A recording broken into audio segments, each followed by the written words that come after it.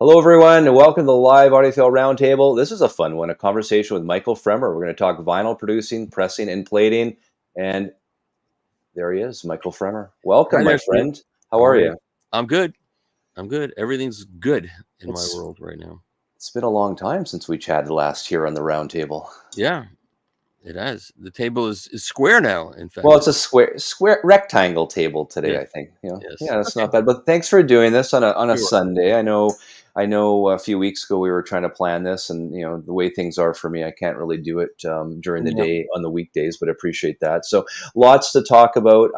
God, I don't even know where to start. I mean, I think we'll start. I know I wanted to get the folks to hear some of the records that you're listening to right now, but I still wanted to. Maybe we'll start. I always do this with a lot of my shows. Acoustic, acoustic. You've heard of Acoustic Sounds before, right? Heard of Yeah, those guys? I know Chad, man. I've known Chad for like 40 years, man. Probably. So I like when he does like the top, on the website, he does like the top, I guess it's the top 50 best sellers. I Right. want to run through those, and then from there, Okay. maybe you can get your 2 cents on it as well. Okay. Let me just see here. So 10 through 13, we got Gaucho, Steely Down, Asia, UHQR, Van Halen 2, the SHCD by Mobile Fidelity, and we got Duke Ellington and Ray Brown. This one's for Yeah. for Blanton.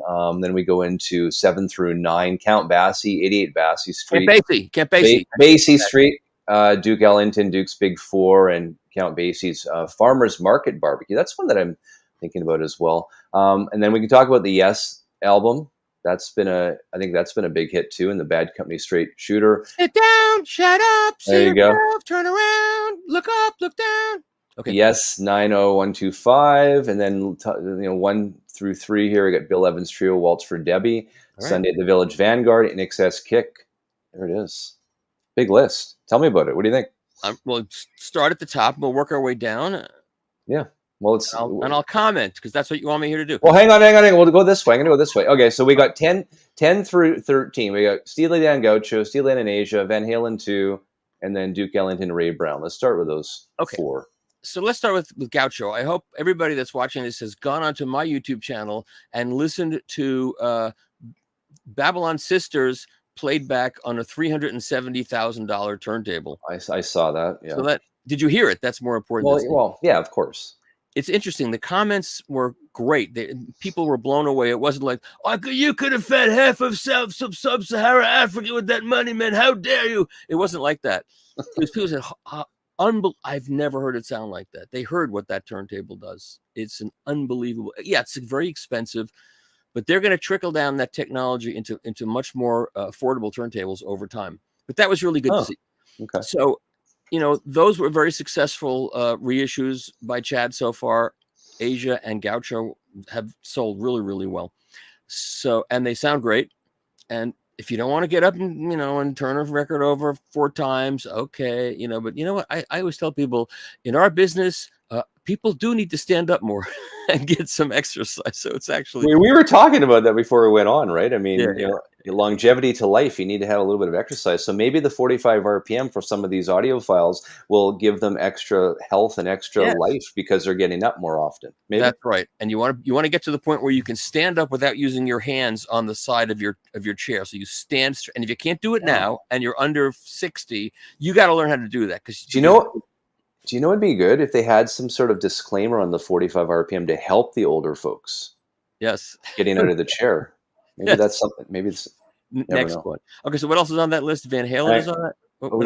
Hang on. Yeah, let's go back to it here. Okay.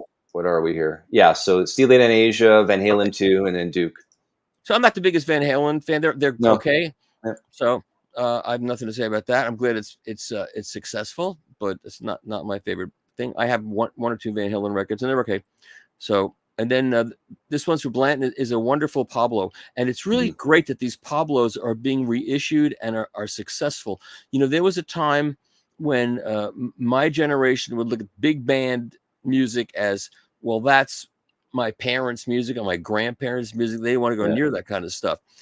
And it's come full circle because, first of all, it's great music. The sound of those recordings is incredible. And it's the classical music of America is jazz. And those big band records I'm just really glad that people are discovering them and you put it on your stereo and it makes you understand how good recordings were in those days, because those were done at the best studios, and those were mastered by RCA recorded by a lot of RCA engineers, and mastered by RCA, because Norman Granz knew good sound. And so it's good that those are coming back again. And Chad's been reissuing those over and over again through the decades. He issued some of those in the early 90s when there were only like 5 people playing records, me, Chad, and a few other losers, and that was it. But yeah, so those are good. I wrote an article for the New York Times on the vinyl resurgence in 1995, and you can probably go to the New York Times website and search it, and you should read it, because it was in the bad days of this. We didn't know what was going to happen with vinyl. Yeah. We just hoped it would come back. Anyway, okay, I'll stop. No, that's one thing about jazz, though. I mean, I think jazz is selling the most records it ever has. I mean, right now, currently, I mean, it's incredible what we're seeing with that. I mean, it's so nice to see. Like you said, back in 1995, I bet you couldn't pay someone to take jazz records off your hands. Very difficult. Well, that's what was great. I got all the great jazz records for nothing. So right now, the Tone Poet Blue Notes, those records regularly sell more than they did when they first came out. So one more thing, I did a video. I was at Rudy Van Gelder's studio. There's 2 things. I did one video that's up now with Joe Lovano, and it's really frustrating to me to see that only about 5,000 people have watched it. They're not interested in seeing the inside of Van Gelder's studio and hearing Joe Lovano play a saxophone in that room when I was in the room while he played it. And even though it's on my lousy Bluetooth microphones, you can still hear that great room. So for God's sakes, go look at that video. And then there's another video I did that I'm waiting to get the rights to put up, where Don Sickler, who runs the studio now with his wife Maureen, who was the engineer, Don went through the day that we were there. It was July of 2019, I think it was. And he went through everything that was recorded at Rudy Van Gelder's studio on July 19th through the years. And it's a fantastic list, and it's an amazing video. And I'm trying to get permission to put it up, and he hasn't gotten back to me. And I think I'm just going to, it's ready to go. I'm just going to put it up so you can watch it. It's wonderful to see. Okay. I'm stopped. I've stopped. That's good. Next, what do you think of these 3 here? Do you own them? Obviously you own them. I've owned originals, and I've owned Chad's earlier reissues of those records, and they're all great. Do you need every single one of them? Probably not, unless you're a big fan, which I happen to be. They're all wonderful sounding, and Count Basie and Duke Ellington. You can't go wrong with those records. They'll always be great. Now remind me, is the master engineer Ryan K. Smith on those Pablos? No, most were Kevin Gray cut most. It was Kevin Gray. Okay. Yeah. Yep. What do we got here? So 4, 5, 6. You got the Yes album, Straight Shooter, Bad Company, and then all Yes again. So now,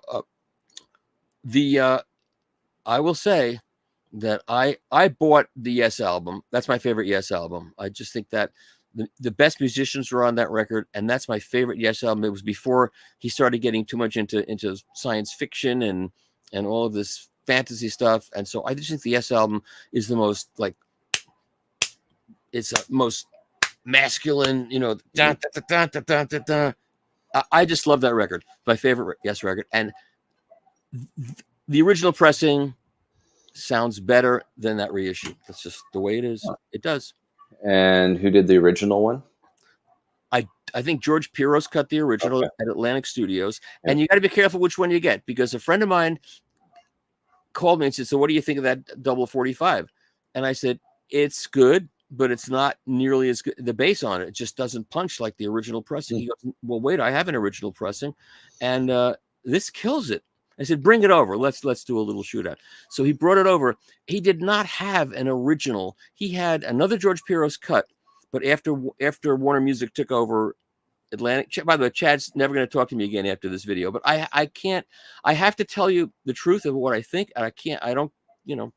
So he brought it over, and the original smoked his later George Piros cut. And if you have the later George Piros cut that has the Warner, after Warner Brothers, Warner Electric Atlantic merger happened, this reissue at double 45 sounds way better than that. But if you have an original George Piros cut, 1841 Broadway, it just has more punch. The bass is better. it just rocks out better. And And that's amazing. That's the one thing about the 45 RPM cuts. You would expect that there'd be a little bit more low end, so it would be you'd really be able to hear the punchiness of that bass, I don't and you're not hearing it with the I don't 45 know what versus the happened. 33. Interesting. I don't know what happened, but if I were to put it even on YouTube, if I put a video up of the two and say which you prefer without knowing which is which, um, it's not close. So when that guy left, he was on Discogs looking for an original because There it you just go. has more. That's what I think, and I always try to tell the truth of what I think. I'm not always right, but I never hold back what I think because of mercantile considerations or anything else. You know. Okay. But all in all, I mean, let's just I mean, I really am a big fan of the Atlantic 75, the 45 Oh, RPM it's a great series of series. Element Productions. I mean, what an incredible series! And I It's think great. all in all, I think what they've done is really hit that price point for enthusiasts right now, the $60 price point for 245 RPM cuts. I mean, really that, and I think that's the price point you need to get at for a 45 RPM album, and I think about a $40 for about a 33 RPM album. So that's the price point, I think you can get a lot more sales out of those ones. I You mean, know, the Crosby, Stills and Nash is by far the best version of that I've ever heard, and I've got every you version. got them all. Yeah. I got them all, and that new one is, the cut on that is spectacular. The vocals, the whole thing, it's phenomenal. So I always found that like you're talking their debut CSN album. I always yeah, felt like it was never recorded. It didn't seem like it was recorded very loud, even in the studio back in the day. Would just be my I don't know. the It's a hard original one is to, the original sounds terrible. right. The And I have the original, original, right. it's awful. I have an original. I have a British original. I have the magical George Piros later cut that someone told me you have to get, and that one is better. But this new cut, I don't know what he did, but it's, if you like that record, which who doesn't like that record? Well, some people don't, Yeah. but I like it. Yeah. This new one is the one to get. It'll blow your mind if you've only heard the original or other reissues. And that's the thing about the 75 series. If you don't have the original, I mean, what a great way to get Yeah, into those albums by getting the 45 yeah. RPM with the Atlanta So 75. I you mean, want to talk about absolutely. Bad Company? Want to hear about Bad Company a little bit? Of course. Someone said they only Yeah. have an original UK version of Yeah, I that saw that. album. I've Hang on got a that second. too. That was right there. I've got that too. And the UK is pretty good, but I'm telling you, the original American George Piros, that is the one. Because Yes was an American signing, even though they were Brits. It Yeah. was an American signing, like Crosby, Stills, and Nash. So the original pressing is really the American pressing. So then you got Bad Company there, Yep. and when I was on the radio in Boston, Bad Company came to town, and I was a huge Free fan, and that was one of my favorite bands was Free. And so my job when I was on BCN was to go up to their hotel room and take them downstairs into their limo and drive them around Boston and show them Boston. And so I went up into the hotel room, and there was Paul Rogers on a bed, sitting there lounging around. And I walk in, and my hair was, I had You had big hair. yeah. And he says, and his hair was already starting to thin. He pretty much lost most of his hair. He goes, "Can I have your hair?" I said, "You give me your voice, and you can have my hair." Yeah. Yeah. I said that, but I wouldn't have done it anyway. But that was fun. And so then we got into the limo, and Boston in the early 70s was like not even in the mid 70s, nothing was happening. Boston shut down at 9:00 at night. So all we could do is drive around, and I could say, well, if that was open, that's where Paul's Mall was. That's where that club was. That's where that was. It was it was pretty pathetic. No record shops you could have taken them to at the time, or that's No, something they wouldn't have been interested in, no, probably. everything was pretty much closed by the time I got to them. Yeah, it was pathetic, but yeah.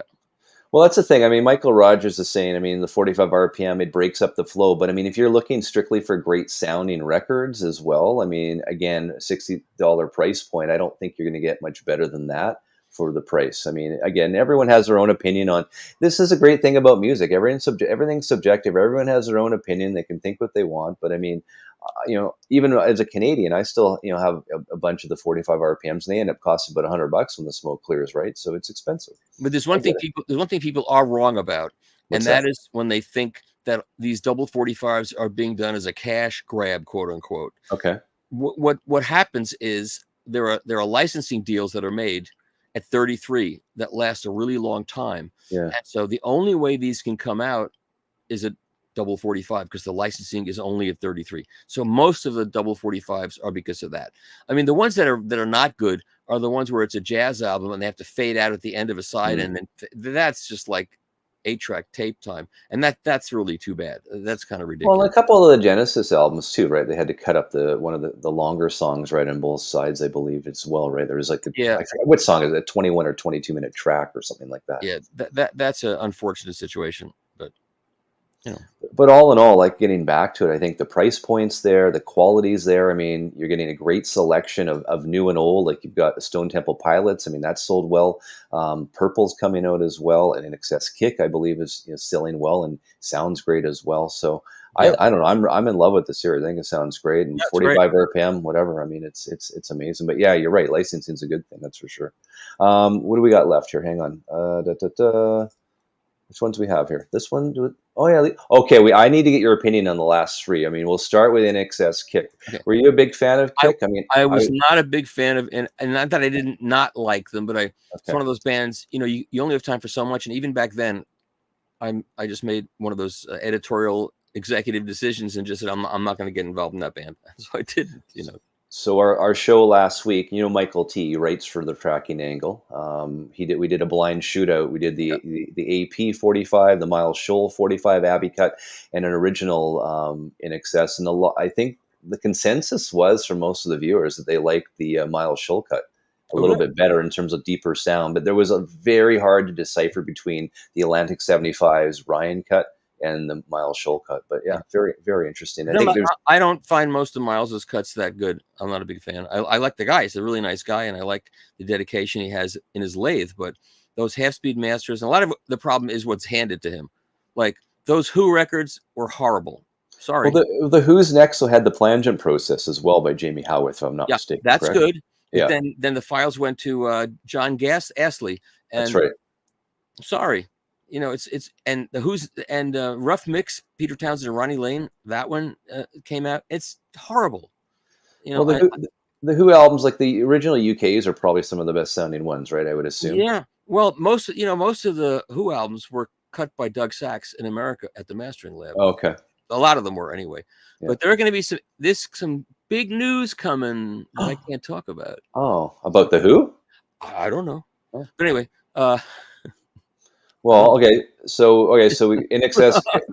Man, you're just killing me here. So we've got INXS Kick, Bill Evans Trio, Sunday at the Village Vanguard, and then Bill Evans Trio Waltz for Debbie. Now, what are the sales like in those? I know Chad in one of his videos said they're 2/3 sold. They're going pretty well. They're selling great. Those records, they're going to sell forever.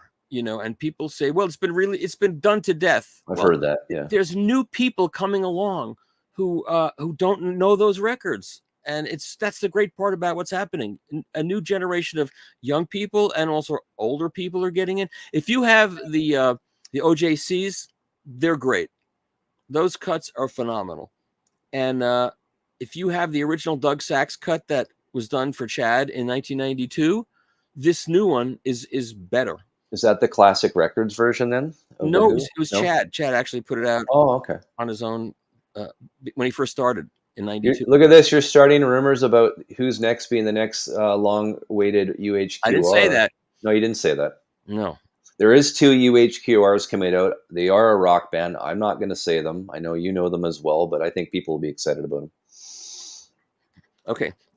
The name Rough Mix was tongue-in-cheek since this record is recording engineering 101 on how it's done. Rick's V-Spinner is exactly correct. Yeah, hang on a second. So the name Rough Mix was tongue-in-cheek since this record is recording engineering 101. So explain to the folks what he means by that. It's a fantastic recording. It was done at Eel Pie. It was done by Peter Townsend and his I think on mobile truck. Right. And the sound on an original pressing, the original pressing and the classic records reissue is good too. If you have the classic records reissue, if you look at the back, you'll see there's a last sticker on the back, because they borrowed my original British pressing to scan, and they forgot to remove the last sticker, so it's printed. You can't peel it off. That's funny. So, but that record, the original British and the original American, are both mastered by Doug Sachs, and it's basically the same mastering, but the British original sounds so much better because the plating and the pressing was that much better, and that's because plating. We'll talk about plating a little bit. Yeah, we're going to, for sure. Yeah, it's a fantastic recording, and the reissue that came out recently is horrible. And the irony is, the string section on Street in the City was arranged by John Astley's father-in-law, or his father, I forget which. That's interesting. And it's a wonderful string arrangement, and the British and even the American original and the classic, the strings sound incredible. Astley, he ruined it. It's awful. Don't buy that record. And if you bought that record and you think it sounds good, wait till you hear how it's supposed to sound, because Bellman cut the entire Who catalog at 45 RPM. Test pressings exist, apparently. True or false? Well, every time Classic Records cut a record and released it at 33, they also cut it at 45. But they didn't have a licensing for each one, though, probably. That's right. And they didn't do it at 45. But those metal parts exist of everything. Wow. Yeah. So Chad just needs to get licensing, hence the metal parts there, and get to work. That's exactly It's just that easy, right, Michael? It is that easy. So another thing is, there was a rumor going around that RTI destroyed all of the DCC Compact Classics metal parts. Okay. But if you watch the video that I also posted of my visit to RTI and Doran Sauerbreyer's plating exhibit, where he shows everything about plating, he opens the box and shows all the metal parts for the DCC Compact Classics. So all of those metal parts still exist, and if somebody wants to license those titles, they could release them again. Did you have to pick your jaw off the floor when you saw that? 'Cause that's pretty impressive. Yeah, it is. What are your thoughts on the DCCs? A lot. If you read the Hoffman forums, if you read a lot of the different forums, everyone's pretty positive on all those DCC cuts. Would you be in that? Would you be in that space? You'll get to that in a second. I'm not that. No, most of them don't sound that good. Okay, how's that for news? I'll tell you what. Wow, I love it. Here's what some of them are great. Some of them are great. Like Hotel California. People rave about Hotel California. They rave about it. I'm going to do a shootout. The first shootout I'm going to do, I have a new segment on my YouTube channel. It's going to be called Guess the Press. Ooh. It's the best game. So Guess the Press. You will hear, one of the first ones I'm going to do is the song Take It Easy from this Eagles box set. Hold on. I want to get this full. I want to see this. Move it. Hang on a second. Move it back. Okay. So this is Bob Ludwig mastered high-resolution digital files from the original tapes, or the original time that it was digitized very well. Yeah. I'm going to put up the original pressing. I have an original promo pressing of the first Eagles record. And I did the national radio spots for most of the Electra Asylum records. So I did the national radio spot for the first Eagles record. And I forgot that I did it. Okay, that happens. And so I have a promo copy. So I've digitized Take It Easy from that record. I've digitized Take It Easy from the original Eagles Greatest Hits record. I've digitized it from the DCC Compact Classics version, which is the same tape. And I digitized it from this box set. And I'm going to play it for people. All level matched, I assume, everything? Well, whatever level was on the record is what you get. Okay, and you can do whatever it'll be so obvious what went on that's pretty cool. That's exciting. Yeah, that's the first one. I'm also going to do Derek and the Dominoes, and I'm going to do Hotel California. And people can make their guesses, and then we'll have a little discussion.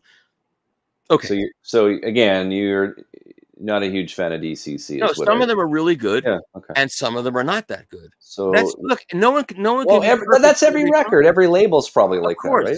Yeah, of course, that's right. You have a good day, and you have a bad day. You have a bad day. You have a really bad day.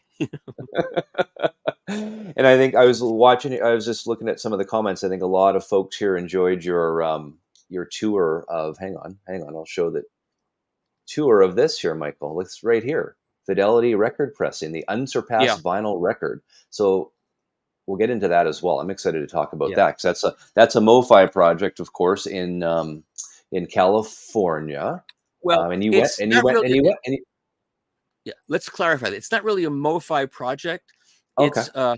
It's it's a collaborative effort between Rick Hashimoto and Ed Hashimoto, Oh, okay. and Ed is Rick's son, and Jim Davis, who owns all of MoFi and MoFi distribution and MoFi electronics and all that. So it's his investment, and of course all of the records that MoFi puts out are pressed there because that's why he did it. That's why he made the investment. But anybody can press a record there if they want. So Okay. And so they're using like the Neotech, obviously the one-step technology, all that's been licensed to that high to Fidelity record well, pressing plant as well. Or how does that work?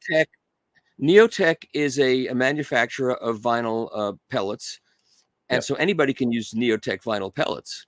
Okay. And so, and the guy Casey used to be at Thai Plastics, and I visited Thai Plastics outside of Bangkok with Chad. That was a fun visit. That's you can watch that video up on my my previous endeavors YouTube channel. I should really be allowed to post those, but they're never mind. But it's fine. If you go there and watch that video, you'll enjoy it. And then you'll know to come to my YouTube channel and watch my videos. It's fine. It only works that good for me. So that was fun. So anybody can use those pellets. It's not proprietary to anybody but Neotech. See, I thought it was a proprietary thing. That's interesting. Okay, good to know. Yeah. So, the one steps that are done at RTI are also done with the same Neotech. Right. So, yeah. There's going to be some interesting news about I went to my writer Fred Kaplan's birthday party last week, and I met Ricky Lee Jones's manager, and she told me some really interesting things about a Ricky Lee Jones record that is very well known to older audiophiles, and it's going to come out again in an all analog version. Hopefully, that it never did come out that way. That is very true. That's all I'm going to say. That's very true. Why am I breaking all this stuff on your channel, Steve? I don't even like you. Okay. I know we hate each other. I don't That's even know why you're doing ridiculous. this. We've had big fights over the phone. We swear each other for an hour, and then we sort of kiss and make up. We actually have. That's the truth. That's the truth, but it's fine. We're still here. Yeah. By the way, when I was out at Fidelity Record Pressing, Jim, I've had my issues with MoFi also, and Jim and I had dinner together, and we sat and talked for a long time, and everything's is good now between us. If you recall, the first time you were on my show, that was when just before the big announcement broke with the whole DSD thing, and you were a little bit upset with Mr. Davis at that time. If you recall. Well, I was upset because I didn't break I knew the news, but I didn't break it because it was a rumor at that point. But we all knew the news. I mean, yeah, we knew it was going on. But it was a rumor. There was, and I even asked you. I said, "Who said it?" And you said, "I can't say, but he'll come out of the closet." But he never did, right? Yeah. But that's okay. I'd let someone else break it, and then what? And then what happened? And then people said, "Oh, Fremer, you're on the MoFi gravy train. You get all those free records, so you wouldn't say anything," which is the opposite of what happened. But anyway, it's water under the bridge. Everything's fine now, and it's all good. What's this here? Hoffman and Gray cut Ricky Lee Jones' debut for Warner in 2006, but it was never issued. So apparently, I don't know. This is not that. This is something else. I love that album. Absolutely love it. I bought the originals at a record show in Vancouver. It was like almost a mint copy now. I think played once. It was $5 Canadian. I was like, this is great. Yeah. Can't get better than that. But yeah. Yep. So you're okay. So I think we're going to go in. We got lots to talk about. I know we wanted to talk about. Hang on, I want to show the folks this guy because I didn't really know much about this guy here, and you're going to tell us about who this guy is. Who is this guy we're looking at right now? Who's this guy? This is Patrick Leonard. Now, a lot of you know Patrick Leonard, but a lot of you don't think you know him, but you know him.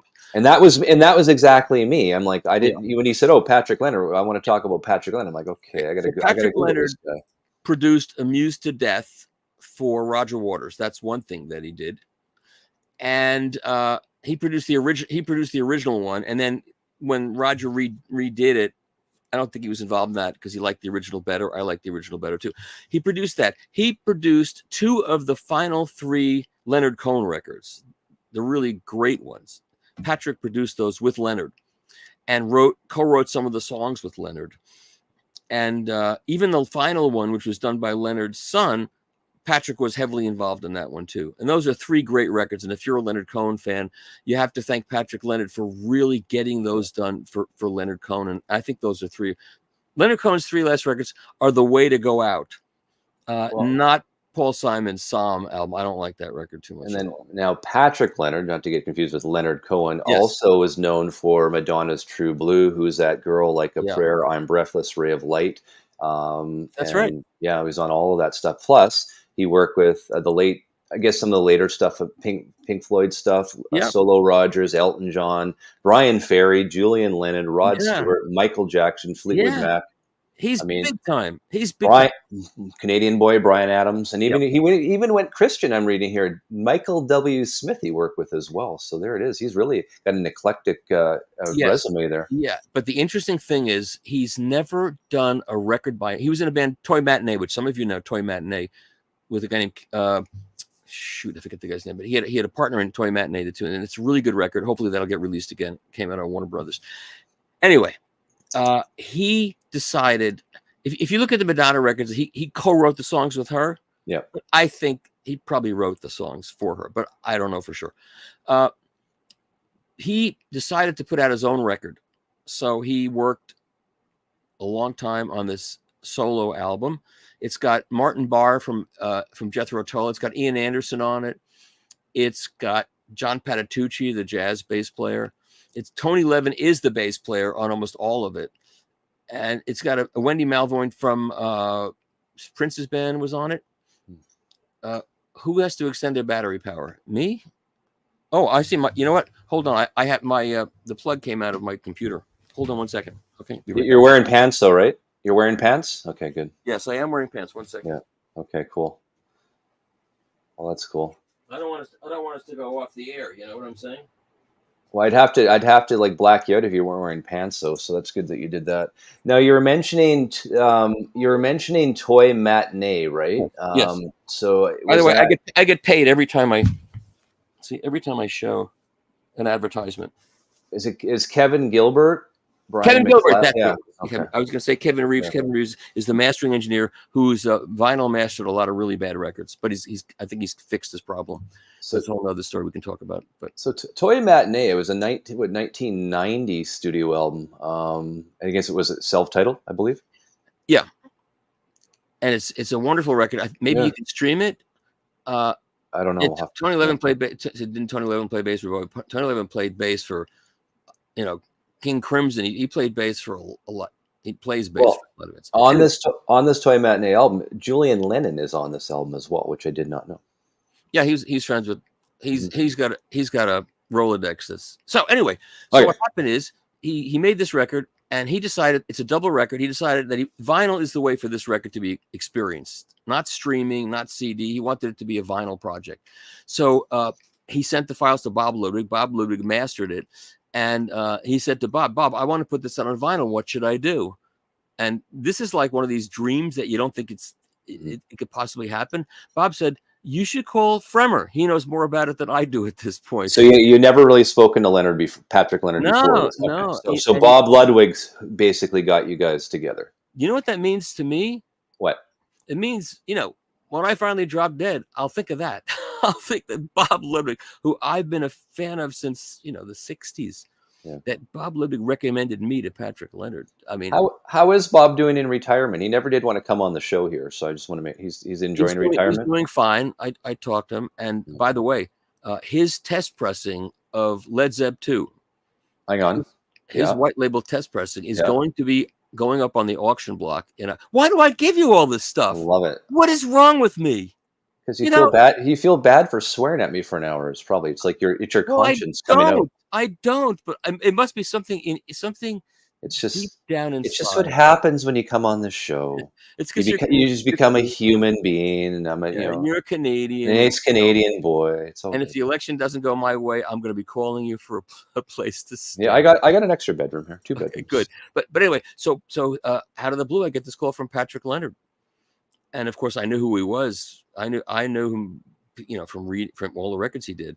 Yeah. And he said, Bob told me to call you because I want to put this out on vinyl, and he told me you're the guy to do it. And so, would you like to do this for me? And I said, yeah. He said, because I just got off the phone with Elton, and that's like, now you're calling me. Elton John? Yeah. I said, oh, I just got off the phone with Elton also. It's a Oh. coincidence. Which of course I didn't, but he just did. So let me show you this record. Yeah, you showed me this before we get on. Let's get this full Yeah, screen. I've This got is real. So hang on a second. It's called Patrick Leonard. It all it all comes comes down to down to mood. mood. Move it up a bit so we can see the moon shot there. That's a fake moon picture, of course, done in a studio, right? Not a real. That is. So it's a double record set. That's beautiful. It's not out yet. Yeah, this was done by the people that did the Dark Side of the Moon cover. The guy Storm is dead, but the studio still exists. And so this is the jacket. Okay.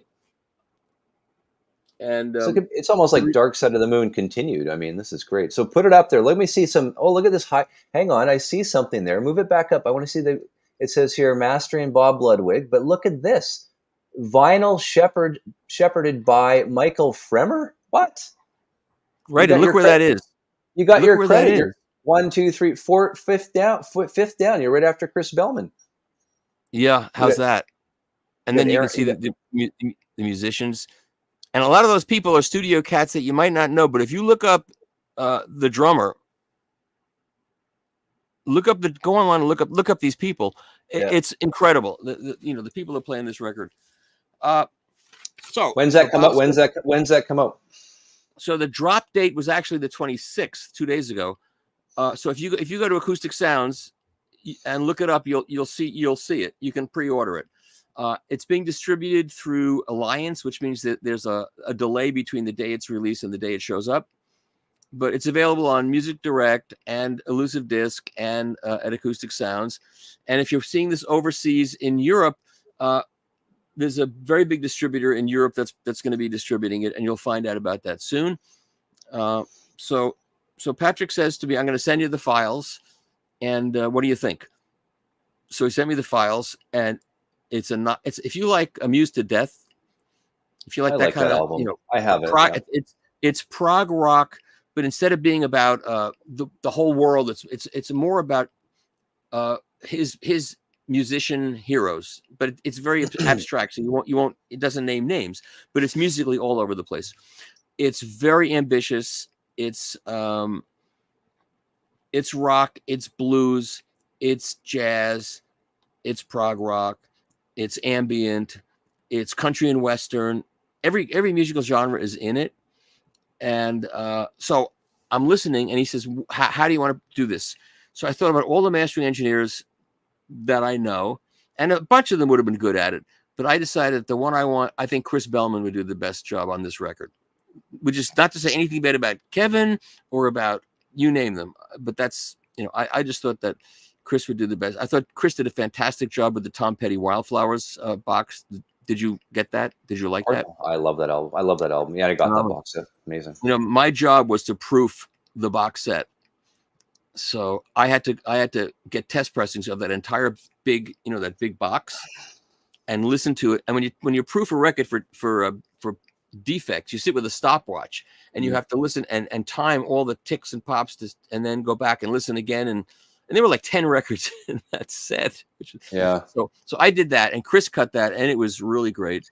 And in the process of doing that, I had to talk to Tom Petty's daughter and his wife and Rick Rubin. And, I'm just having the best time of my life right now, Steve. And I want everyone to know out there that you can get really old and still have a great time. Don't let it get to you. I'm having the best time ever now. Well, we were talking about that too before we got on, right? Yeah. I mean, you're doing well. So that's a cool record. What's the vinyl look like? It's just a test pressing. This is test pressing. I think it's streaming now. You can go stream it on any of the streaming services. Okay. But this sounds so great. It came out so good. I'm so excited about it. I brought this record to the Making Vinyl event in Nashville in June. Mm-hmm. And Axis Audio, which is a company that imports high-end audio, they set up a really high-end system in a room next door to where the seminars were happening. And I brought Kevin Lewandowski in there. Kevin Lewandowski is the guy that founded Discogs. Mm-hmm. So I brought Kevin in there, and I played him side 4 of this record, and he was like blown away. And there was another guy standing there. At the end of it, he put his hands, he went, I said, "Are you okay?" He goes, so great. So it reminded me of seeing David Bowie doing Ziggy Stardust at Carnegie Hall. When that show was over, when David Bowie goes, "Give me your hands, give me your hands," everybody stands up and goes, that's what it was like. It was involuntary craziness. Well, Rick V. Spinners asked me, Steve interviewed Kevin. Well, if it's Kevin, I've interviewed Kevin from Discogs. If that's who you're talking about, he's on the show. He's been on the show. Just have to go back. They've been on. Nice guy. Yeah. Another guy that started this thing and it took off. It ran away with him. You know, he didn't do that thinking it was going to become what it became. He just thought that there wasn't a good database online of records. So I'll start one, and it all came from there. You know? Yeah, no, it worked out really well from that's for sure. I mean, is there really competition for something like that? I mean, where else would you go if you own records? There's a collectors.com with a Z. Yeah. This is the Discogs is So I'm gonna really go out there and guess. I bet you probably personally don't have a lot of your records on Discogs, do you? Because you probably don't have the time to ever input it all. No, when I buy a record on Discogs, it shows up there. But the stuff that I'm looking at behind you right now is probably not been inputted. No, or the stuff that you can't see, or my storage space that's full with other records. If you go before Mrs. Fremer, how the hell is Mrs. Fremer going to figure this all out? Okay. Does she need us to all come over and help her? Like, what's the succession plan here? This is the odd thing. So, I try to say, Sharon, you should come down and I got things to show you. Like here's a Beatles rubber sole that George Martin signed for me. Was it right there? I can pull it out if you want to see it. Yeah, sure. You don't want to see it. You want to see it? You trust me. I have. Okay. No, it's not that I don't believe you. I think it's just some people have heard this story. So, but I did the national radio spots for the first 3 Queen records, and I got a letter in the mail one day, and it's a 2-page handwritten letter from Brian May. That's so cool. Telling me that my edits for the commercials, my music edits for the commercials, were more interesting than their edits for the records. I mean, just imagine being a 20-something-year-old kid getting that. Hold on. You're getting it. Yeah, they want to see it. Pull it out. Pull out what? That's a very... Mike, hang on, Michael. Pull it out. No, the record. Okay. Yeah. So, okay, I'm going to do that. I'm also going to show you that I'm really in shape at elderly age. Okay, wait a second. Yeah. Okay, just because elderly, you're getting the rubber sole George Martin, just so you don't forget when you're walking over there. Okay.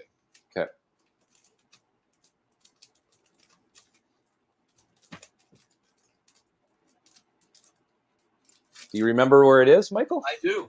You want to see the letter from Brian May too? Well, if you're over there right now. Yeah. Okay. One second.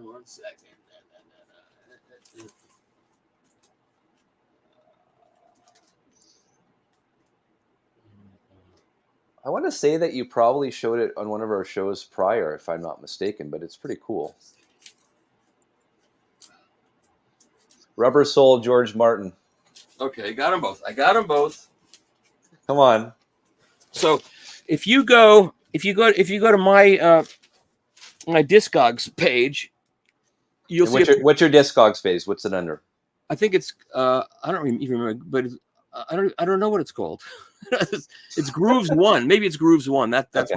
my login. I'll have a look. So if you go there, you'll see a picture of me and George Martin. But hey, what do you got? So here's best wishes. Is it to Michael George Martin? Is that what it says? To Michael. Best wishes to Michael George Martin. How cool is that? That is really cool. And that's on is that the original UK version of that? Or yes. What is it? Yeah. Yes, okay. It is. Yes, it is. I'll take it out for you. So is that something you would have purchased when you were back in 1965? Yes. Then? Yeah. Of course. Okay. Well, it's funny. I was thinking about that the other day. How I found out about British records, because That's oh nice. That's it's before the internet. No one knew anything. I didn't even know there were separate British records. Who knew? So yeah.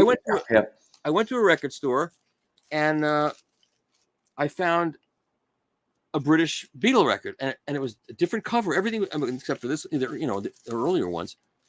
I think it was Beatles for Sale. What? Beatles for Sale? What is that? I know exactly. And then I looked and I bought it, and then I played it. Yeah. It was so much better than the American one. And that's the same experience, because I think it was like Beatles 65 would be the Capitol equivalent back then, if I'm not mistaken. It would be Well, some of the like songs were on that, and some of the they spread them out. And that was like me. I had discovered that in the 80s when I was young. Like, okay, Rubber Soul's got a different track listing. They've got, I can't see Face on that one, where it doesn't on the UK, or vice versa. I can't remember off the top. Well, this has Drive My Car to start with, and I would say Right. that the American track listing is actually better, I think. Well, I mean, maybe that's because we both grew up listening to that track listing too. So sort of this bias thing that you have in your head, right? Possibly. I've just seen a Face is a country song, and but I've always liked that song. I think it sounds great. As the lead off the first track of that record, it works well. It works this has so Drive well. My Car is the first song. Yeah, That's not as good an opening song, but okay. So this is the first Queen album in the UK. And they sent that to me to do the commercial, because the American version hadn't come out yet. So here's the letter. From the Hotel Bel Air. Hang on. Oh, wow. Look at this. August. He actually dated it too. London, August 10th. There's a year on there somewhere. I don't see that, but. No, 10 Queensgate was his address. Oh, okay. 10's Queensgate, London. I should have flown over and banged on his door. Hopefully he doesn't live there. People are going to go over and bug him now. Well, this is a long time ago. Okay. I assume. Anyway. Look at that penmanship too. It actually took time. That's pretty good. And then, like, Mrs. Fremer wouldn't write you a letter like this. So this is crazy. No, yeah, it is crazy. Queen, and he puts Brian May I wouldn't know who he was. No, really? It's that great. Like, I wouldn't know who he was. And he says, anyway, what I wanted to say is thank you for the sheer heart attack tape. You seem to be the only bloke who can really get these things together. In fact, we think your edits are more interesting than ours. Anyway. That is really cool. It is really cool. So, yeah. So so back to the question, what's going to happen with my records? Okay. So if I live longer, which is what I'm planning on, then... But longer than Mrs. Fremer was actually my question. Mrs. Fremer. I mean, I don't know how to talk about that kind of thing, but if I outlast her, and then I'm giving all my records to my 18-year-old, not my son, but he could be my son, Malachi. Right. Malachi, that kid has just done so much for me. And people say he's so lucky to have you. Well, maybe so, but he's done so much for me. And to know that he can have all my records, that's. No, I know. We've spoken a lot, and I know Malachi is close. Malachi is very close to your heart. I know. It's as if he was my kid. It's funny. Joe Harley said to me once. He said, Joe Harley read a review. He reviewed the John Coltrane Both Directions at Once. You know that Lost Coltrane record. Yeah. He reviewed that for me when he was 12. It's like, that's the first thing he wanted to review for me. And I said, Malachi, you're 12 years old. What are you bringing to the table about a John Coltrane record? And a couple of days later, I got this review. It was almost ready to run, but it needed a few things. I said, did you write that? He goes, yeah. I said, are you sure you wrote that? He goes, yeah, I wrote that. I said, I'll publish it. But if you didn't write it, you're going to be in big trouble. Big trouble. But he wrote it. And when Joe read it, Joe said, damn, that's what I would have written, because he didn't like it that much. Yeah. And then Joe said, boy, if I could have had a kid like that, I would have had kids. And I said, I don't think it works that way. I don't think that's how it works. I'm friends with Harold Bronson, who started Rhino Records. And I was at Harold's house once, and walking down the corridor of his upstairs, where he has like pictures of him with every famous rock star. That must be amazing. His wall is unbelievable. And we passed his son is in playing video games. And I said, hey, what's your favorite music? And he goes, music sucks. So, you don't get the kid that that you expect to get. But Malachi is, I'm still friends with him. He's 18 going on 19 now. And he's just a great kid. And to have this relationship with a kid, and that I never had any kids. That's really, no, I know you've spoken highly of him in our personal conversations as well. So that's a nice shout out right there. I think that's really sweet. He can have my records. And if I go first, my wife will invite him down here to take 500, whatever 500 he wants, and she'll need to sell the rest in the hi-fi to. And then what will happen? It'll be the biggest YouTube show ever. The Fremer collection goes up for auction on YouTube or something, right? So I did say that Bob Ludwig's Led Zepp 2 is going up for auction. So let's get back to that. So Bob, that's how we got started with this. We got sidetracked. So Bob Ludwig's Zeppelin 2, the RLSS Hot Cut, as I guess they say, is going up for auction. It's probably been listened to once, probably this test pressing. Yeah, he sent me a picture of it like about 5 years ago. He said, "Hey, here's my test pressing of that record," and I sent it to a friend of mine. And he said, "Tell Bob I'll give him $10,000 right now." And so I told that to Bob, and I said, "No, I'm not going to sell it right now anyway." But now, are the proceeds going to a charity, or there's just straight to Bob Ludwig's retirement fund? I think it should go to Bob Ludwig's retirement. Okay. And so, what do you think it's going to go for? I have no idea. The value of some of these things, who knows? Who knows? I hope Bob takes the money and enjoys it. He should. He deserves it. I mean, it's going to be Heritage Auctions is going to do it. And so that's sometime this year. I think it's October. Oh wow. Yeah. So start selling off stuff you don't need and get ready. Wow. Would you ever think? I mean, you probably. I mean, you don't have to tell us, but I mean, you probably have a few records behind you that are worth a lot. Would you ever think about auctioning those off in the future at some point, or no? Not while I'm actively working in. I sell records on Discogs. Okay, I didn't know. Sure. I'm out of room. What am I supposed to do? Oh, we've talked about that before. I don't even know. You get records in. What the hell do you do? They just sit on the floor at this point, right? I mean, what are you going to do? Well, that's what it is. So I have a storage space that's almost full now, and so like I have a guy that I met who has a record store in Waco, Texas. He didn't have a record store when I met him. He had some sort of issues in his life. I don't remember exactly what they were, but he decided he wanted to get involved in this business. So he became friends with John Tefteller. Do you know that name? Not really. I'm going to say no. He's a 78 RPM expert. He's like an expert on old blues and, old 78s. Okay. So I'm sure R. Crumb is a big fan of his. So he hooked up with Tefteller and traveled all over the country with him, looking at storage spaces and leads on, rare 78s. And then he came to visit me, and he did a video, and it must be up on his YouTube channel, I guess. And he opened a record store in Waco, Texas, and he sent me a video a couple of days ago, and it was an interview with him in his record store, which is a really nice looking store, on a local TV station in Waco, in which he said, people from all over the world come here because it's near Baylor University, and it's great having all these people, and he gives us 20% of the proceeds go to charity. He's a very charitable guy. He's a very nice guy. And so we had a private conversation, and he says, my big problem now is I can't get records. Mm-hmm. It's very hard to get stock of records. All the used record stores have the same problem. Yeah. And I said, I have thousands and thousands of classical records I just have to get rid of because I just have no room for them, and I'm never going to listen to them. I love classical music, but the ones I have are, I'll get to it in a minute. And he said, well, you know what? That's what people want now. My clientele, the professors all want classical records, and a lot of the kids are music students. They want classical records. And I said, well, I have thousands I was going to take to Goodwill. They're all in perfect condition. A lot of them are historic records, 78s transferred to vinyl, great performances. But I just know with what I've got here, I will never listen to most of them. So I was going to take them to Goodwill. I'll send them to you. I'll let you have them. They're good records. They're not like trashed records.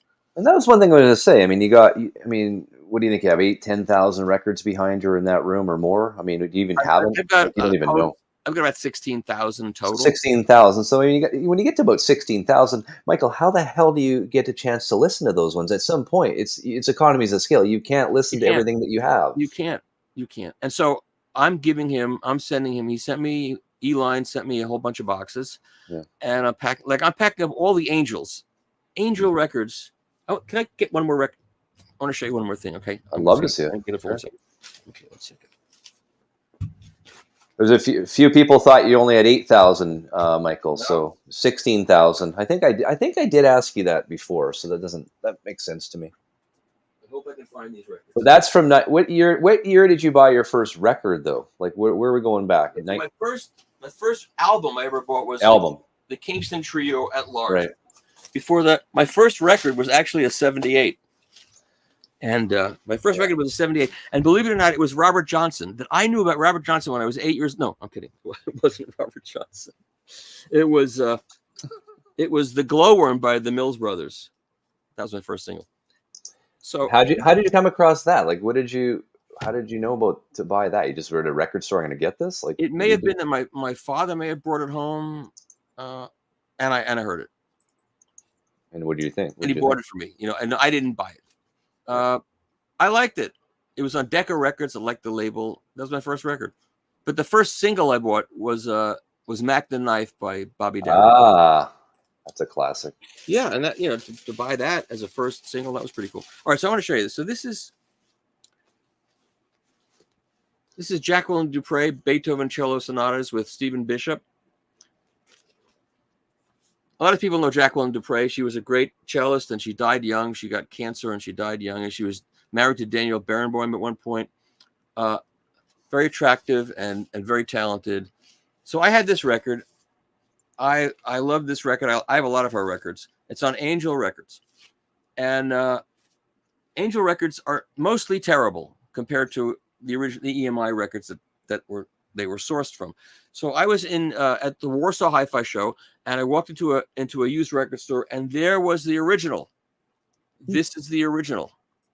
So first of all, it's got a much better. Hang on, that's the original. This is the British version of it. It's like with the Beatles, like you'd see the British originals. So this is the original EMI, and it's got the fold back cover, the same as the Beatle record. I like that. And it's a great picture of her.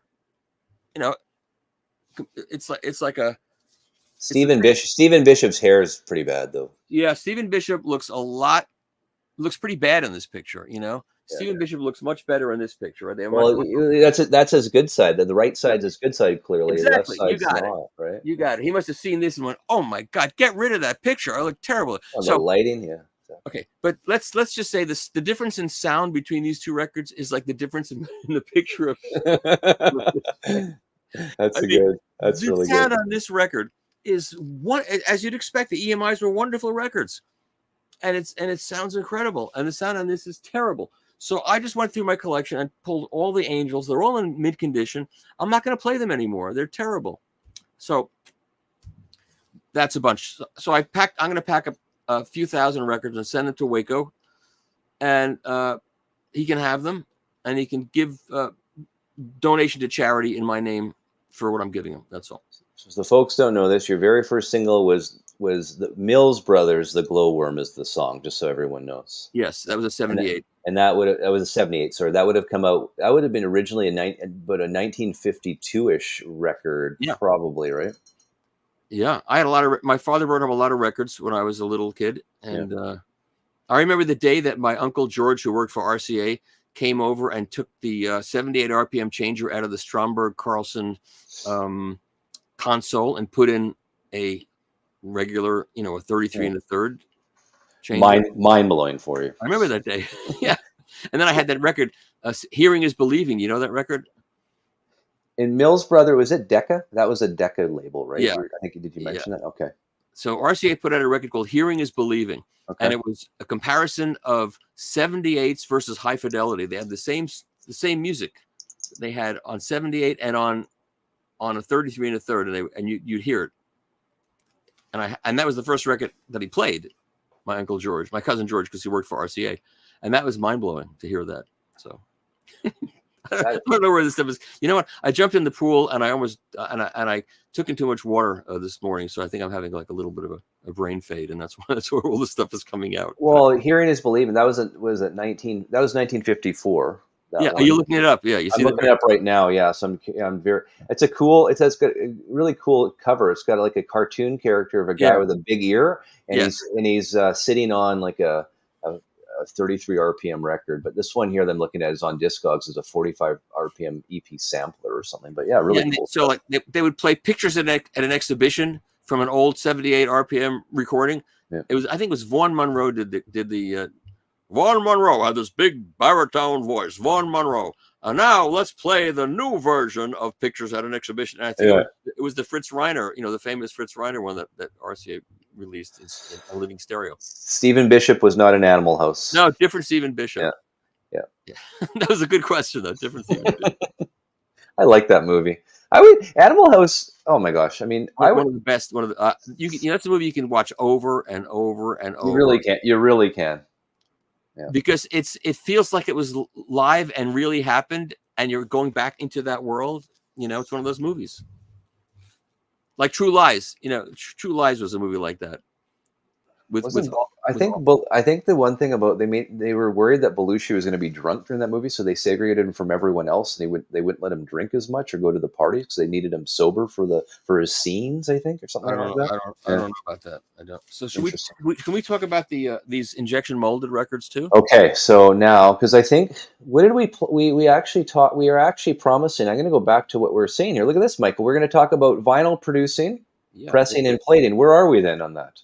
All right. So one of the things I went to see after I went to Fidelity Record Press, which is a wonderful pressing plant, by the way, and I've gotten I got some test pressings from there, and Jim gave me some of the MoFis, and the pressings are absolutely fantastic because they're using brand new SMTs. So if you go to RTI, they have the original SMTs, and these are brand new SMTs. And Rick Hashimoto maintained all the RTI SMT presses, Southern Machine Tooling.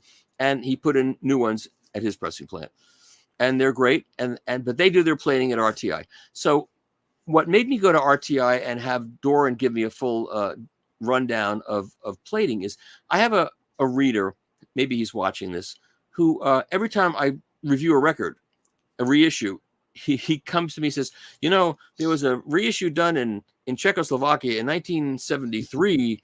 That was plated and pressed. That was pressed by blankety blank, and it's better than the one you have. I have a version from every record I put up. He's got a better version from some obscure pressing plant, and it's kind of funny. And I like that guy because of his passion.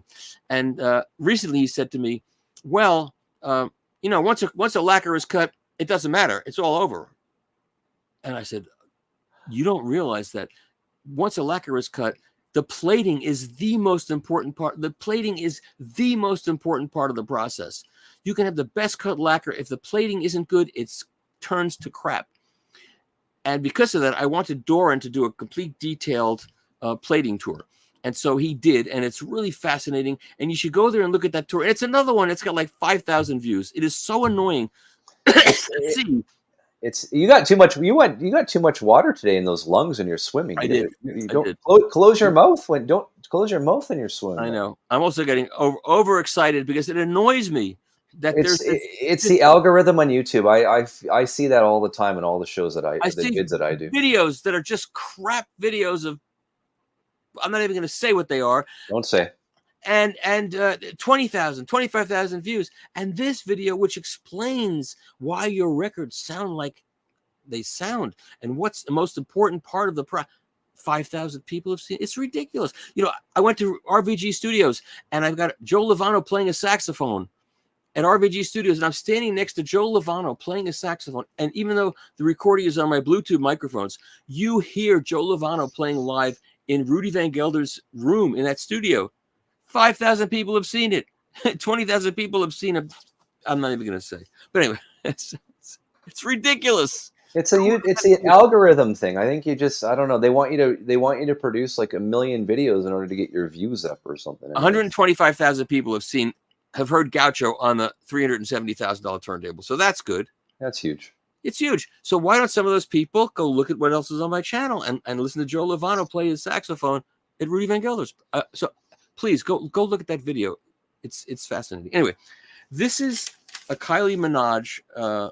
Oh yeah, hang on. We talked about this. I'm putting you here. Go for it. Press the normal way on vinyl in a hydraulic press, which is how records are made. But now, Sonopress Sonopress.de. You can go to sonopress.de. They've built a pressing facility that uses injection molding. Injection molding is how a lot of the plastic things in your house are made. It's an injection mold, boom. So there's no hydraulic press. There's no giant boiler. There's no steam. Mechanically, ecologically, and in every other way, it's a much more eco-friendly process. The question is, does it sound as good? That's the question. The other question is, can I get it out of this jacket? And so far, I know. I'm a little worried for you here. The answer is no. It's not good. Anyway. I want to pull it out of this jacket without ruining the jacket, and hopefully, this is not how they're going to press record. It won't come out. Anyway, I'll get it out later. But this is an injection molded record. The same record, injection molded.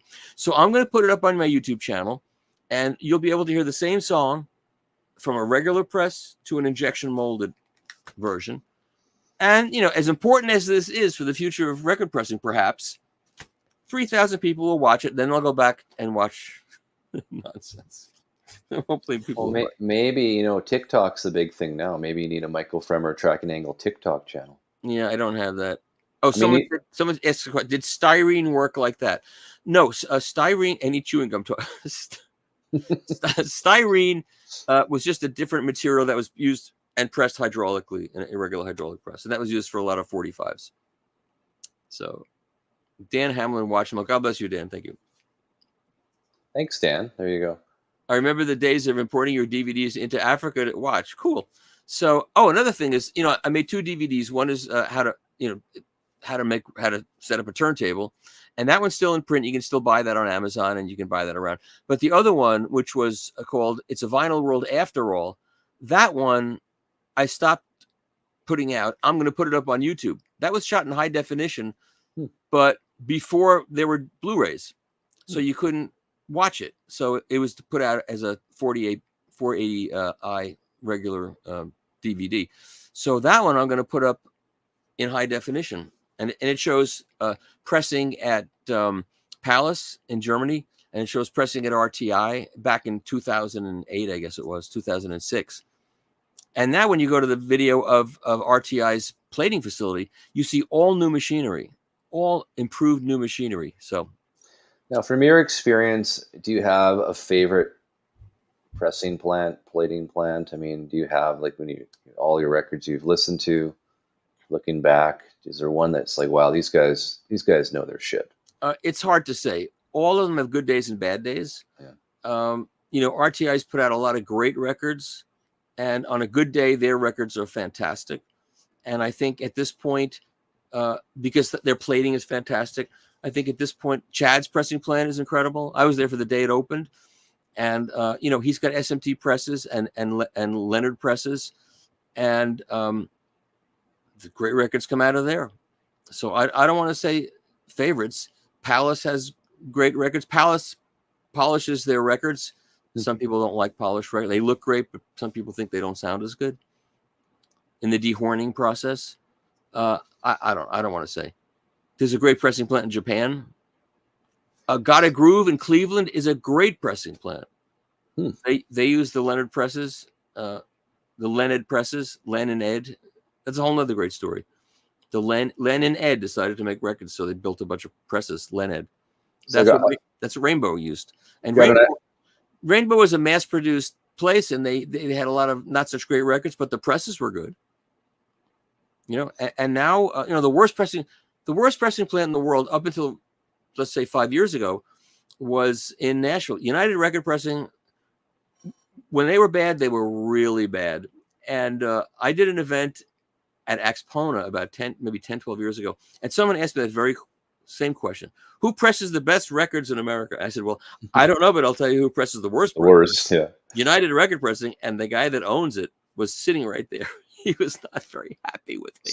So Michael Chavez is like, they all watch repair videos. So if you want a lot of views, Michael, do a repair video of your $350,000 turntable, and I think you'll get a lot of views. Repair? It's not broken. How am I going to fix it?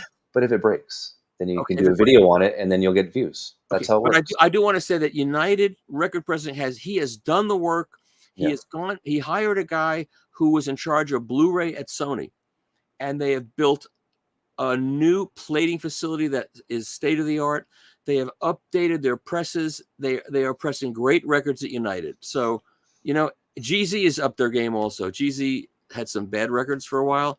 They've upped their game. The only problem at GZ is if you ask them to do the mastering, if you send them a digital file, they will master that record to play back on an average turntable. They'll do what Bob Ludwig had to happen with Led Zeppelin 2. You know, Bob Ludwig cut it originally to be as good as it could be, and it wouldn't play on cheap record players, so they had to recut it. So when GZ is given a file, unless they're told otherwise, they will dumb it down to playback on the average turntable, and that's really too bad. How many Led Zeppelin 2 Ludwig hot cuts do you think were pressed before they? Nobody really knows. You know, the story with that is a lot of people know the story, but the story with that is that Bob cut it to put everything on that tape, on that record. It came out, and Ahmet Ertegun gave it to his brother, and his brother gave it to his daughter, and it wouldn't play on her kitty phonograph, and they panicked and they recalled it. But enough copies got out, and nobody knew about this. You know, nobody knew about it back in the day. And so X number of copies got out, and then vinyl went away. And then when vinyl came back, all the used record stores were play grading their Led Zeppelin records. You know, okay, good is good. Whoa, what's that? What is that? And then somebody looked on the Inner Groove and saw that tiny little RL. It's tiny. It's before he was at Sterling, you know, making these big RL Sterling stamp. So somebody realized it's RL. Who's RL? Then they knew it was Bob Ludwig. And then people started looking for those. I think there are probably thousands of them out there. And some are pressed at Presswell and some are pressed at Monarch. The copy I've got is a Presswell record, and it sounds phenomenal. I heard a Monarch pressing that sounded terrible. I was at a show, and a guy took out a mint Monarch, and he played it.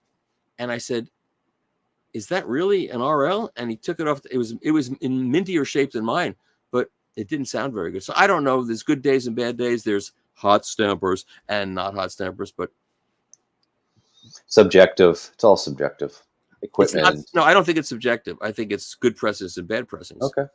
There's not subjective at all with any of these pressings. I mean, depending on someone's equipment. I mean, there's got to be that variable involved as well. Yes, there's how good your equipment is. But let's say I think it should be judged on the best equipment. How does it sound? If it's a good pressing or a bad pressing. So one thing that's not subjective is if you have an original Elton John second album, the one that's got your song on it, and you have a uni pressing. That's the label that came out on in America. If you have a uni pressing, it's bad. I don't care if it's a cold stamper, a hot stamper, a mediocre stamper, a waffle iron. It's going to be bad because when they mastered that record for America, they cut the bass off at 80 hertz. Wow. They cut it. It's terrible. Who would make a decision like that? I don't know. Somebody who wants to make sure that every copy that gets out there plays. And that's what they did.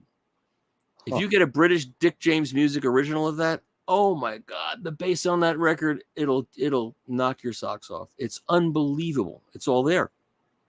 You know, it's the same with Led Zeppelin too. So, you know, if the bass can be put on a record, it's harder to do.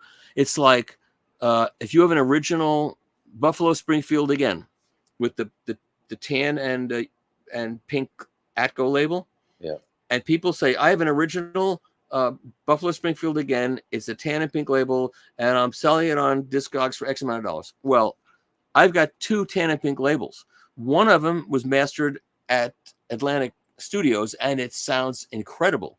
And the other one was mastered at Columbia Records and Terre Haute, but it's got the original label, and it sounds like terrible because it was farmed out.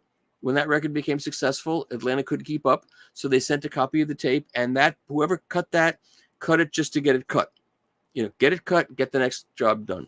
You have to know this stuff to really get good records. Check out Greg Calby, mastered and cut Zeppelin 2. Sounds great, and he used RL's notes. True or false? I'm a good friend of Greg's, and I don't believe when did he cut Led Zeppelin? I don't know. I could ask him, but I don't know if he did. Yeah, he did. I believe he cut a copy, but again, it's saying Rick V Spinner is saying he used RL's notes. Ask him that. I'm curious. If great, if I that's the will. case, that's How I met Greg. How I and then met he can Greg Cowley.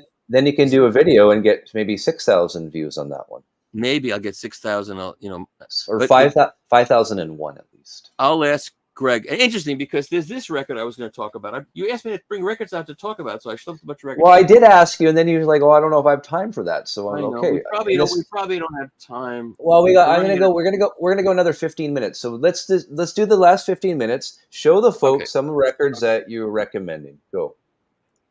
Okay. For example, do you know who this guy is? Mandaki Soulmates. You know this guy?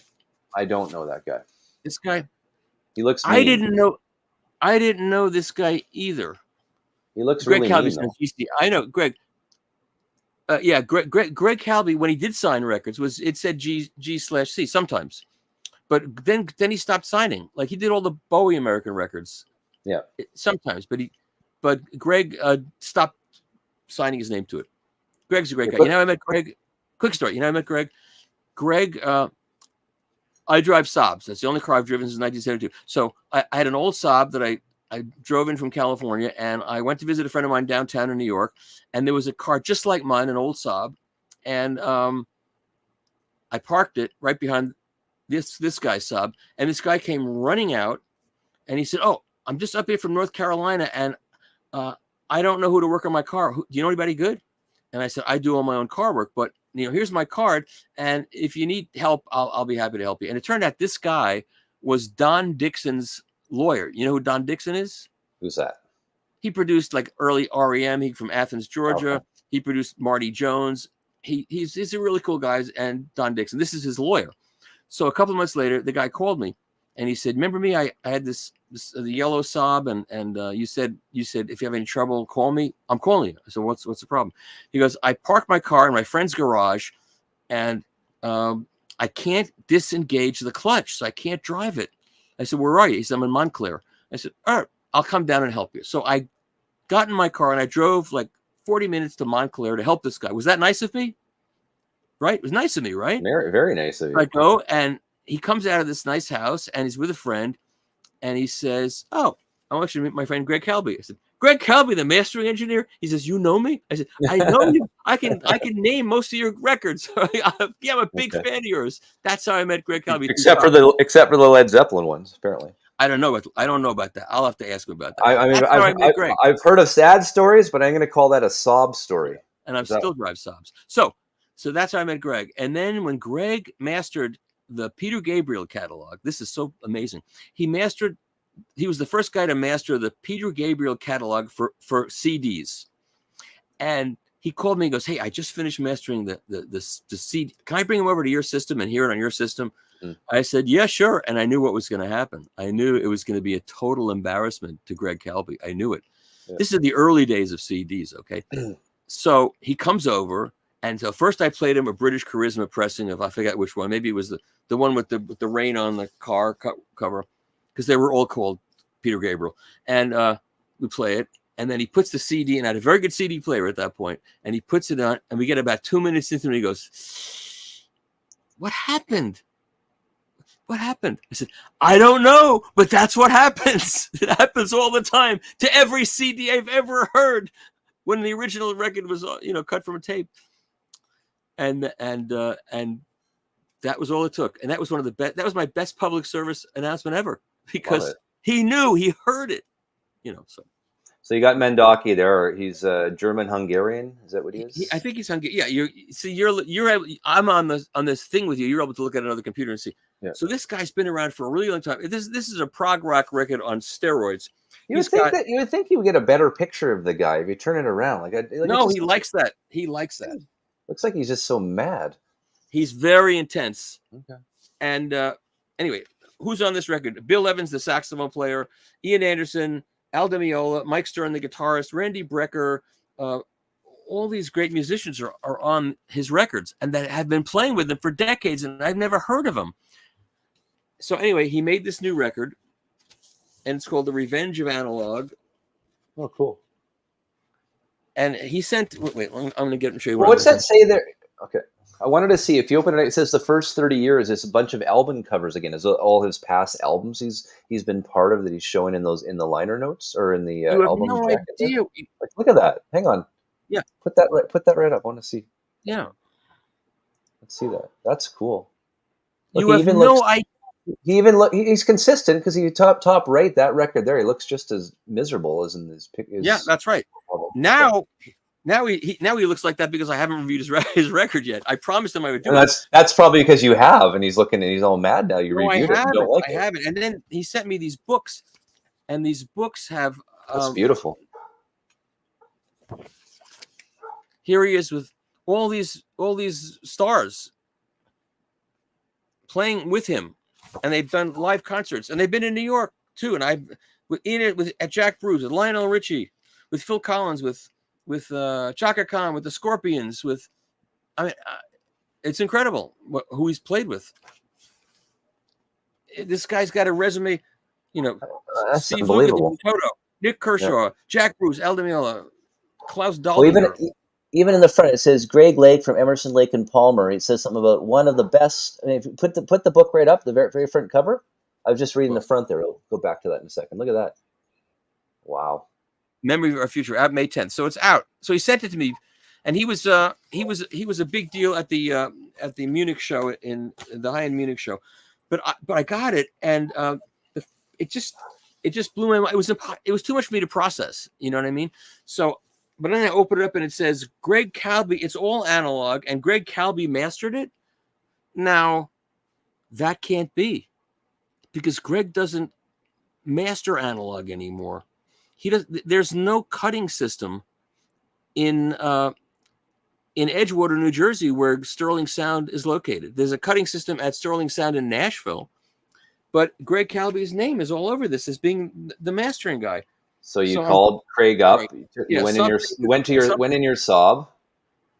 Well, luckily I could call him. I have to go myself. I call him up, and he said, "Oh yeah, that project. Well, I mastered the digital. I mastered the digital, and I guess the tapes came to Greg, and he mastered it for the digital, and then the tapes went back to Germany to Emil Berliner." And they mastered it there for vinyl. But it's a very mixed message. You can't do that to me.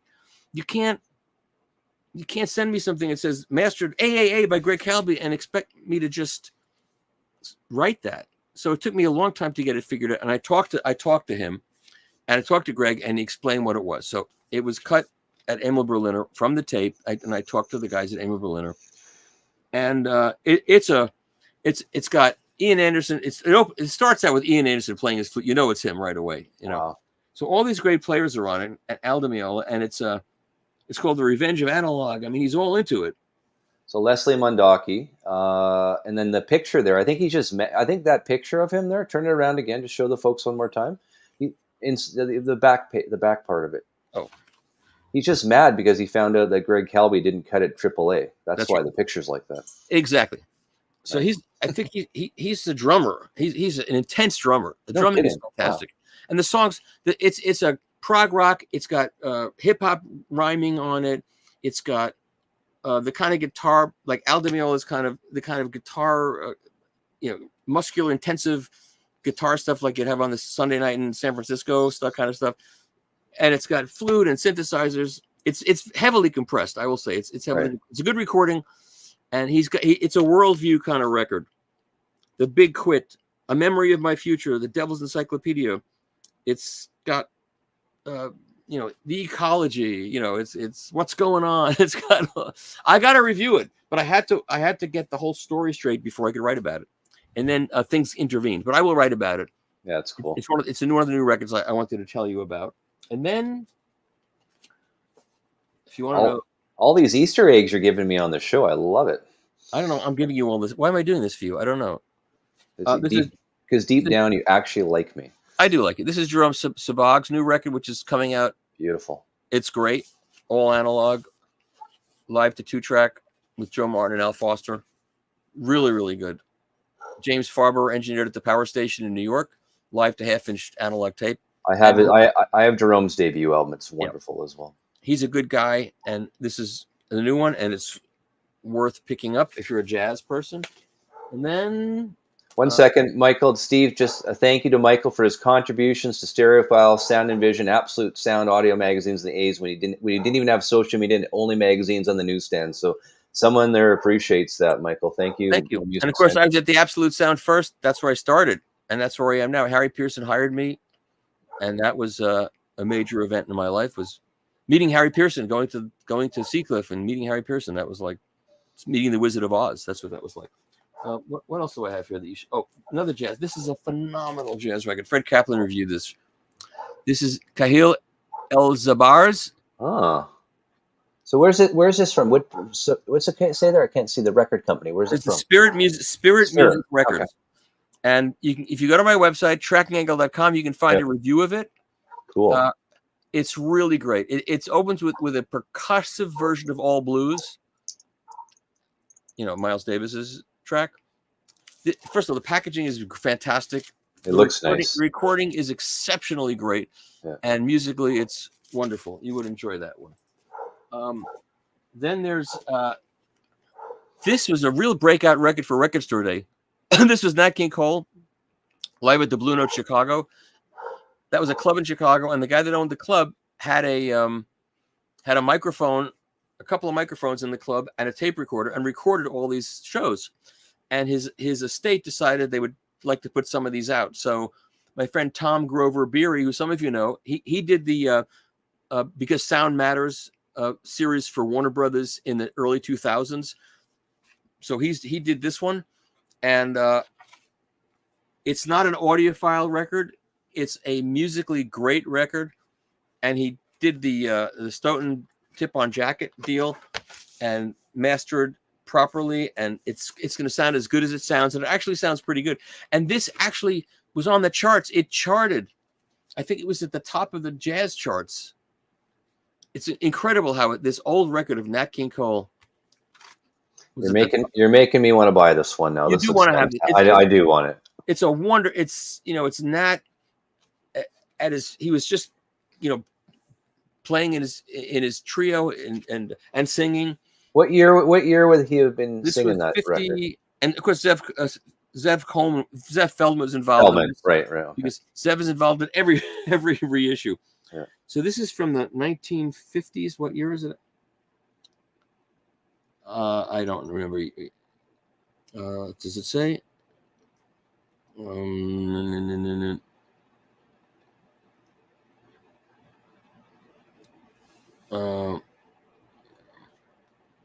So Tom Beery produced it. Kevin Gray cut the lacquers. It's mid-50s, I would say. And these were recorded on unassuming Scotch high output magnetic tape boxes, marked only with the trio players' names.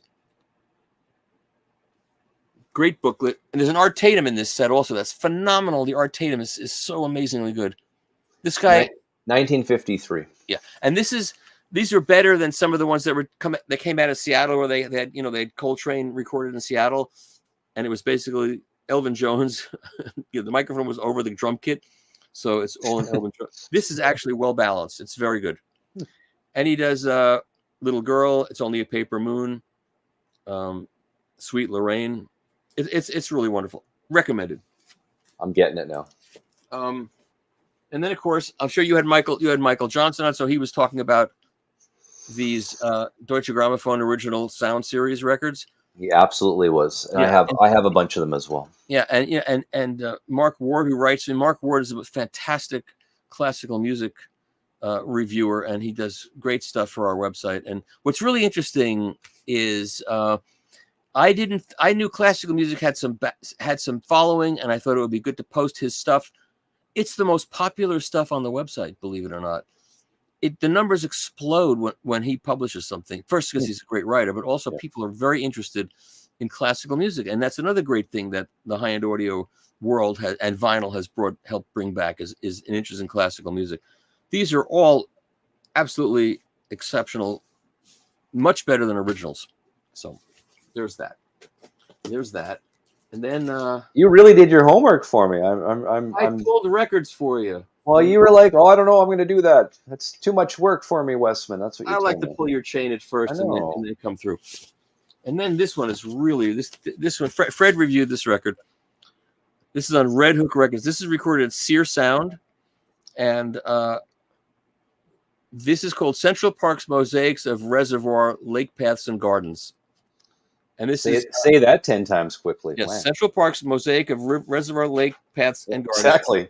It's Wadada Leo Smith. Wadada Leo Smith. It's a beautiful sounding record, and it's ecologically friendly record, and I recommend it. It sounds beautiful.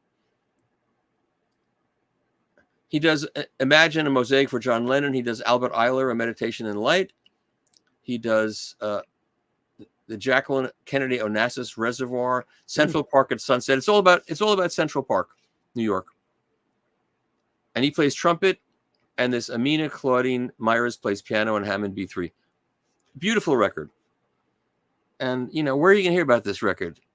On Spotify? Now. No, right, where? Yeah. Really, if you like meditative and atmospheric jazz, get this. And then there's another one. I can't find it, unfortunately, because I'm trying to redo my room right now to make way for some speakers. This guy Stephen Crump. He has a new record out that I reviewed. It's a meditation on water, and you should look for that on my website. Look for the review. This is not it. It's a beautiful record. So those two are meditative jazz records that you might enjoy. And and that's Stephen Crump is his name. Yeah. Yes. What does he normally play? He plays what instruments is he playing? Stephen Crump, he plays bass. Yeah. Look up the Water album. I